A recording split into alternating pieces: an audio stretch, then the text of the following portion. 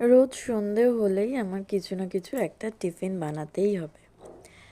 তো আর সবসময় তো ভিডিও করে ওঠা যায় না, তাই মাঝে মধ্যে আর শেয়ার করা হয় না। আজ হঠাৎ ইচ্ছে হলো একটু সুজির পোলাও করতে, তাই একটু সুজির পোলাও করলাম। চিকেনটা ভাজা করে নিয়েছিলাম। চিকেনটা ভাজা করে নেওয়ার পর তার মধ্যে আলু, পেঁয়াজ, লঙ্কা, বিনস আর নুন, হলুদ যেরকম লাগে।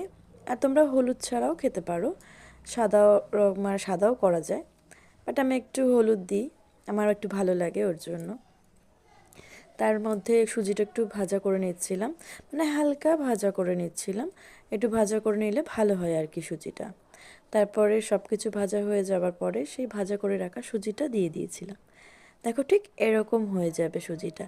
তারপরে ঠিক ওই বাটিটার মাপ মতনই জল দিতে হবে। তারপরে আমি দিয়ে দিয়েছিলাম একটু ঘি। আর আমি সব কিছুতেই রান্নায় চিনি দিই, তো এটাতেও আমি একটু চিনি দিয়েছি। আর তোমাদের যদি চিনি ভালো লাগে দেবে, নাও দিতে পারো। দেখো রেডি হয়ে গেছে। তো কেমন লাগলো একটু লাইক করে দিও।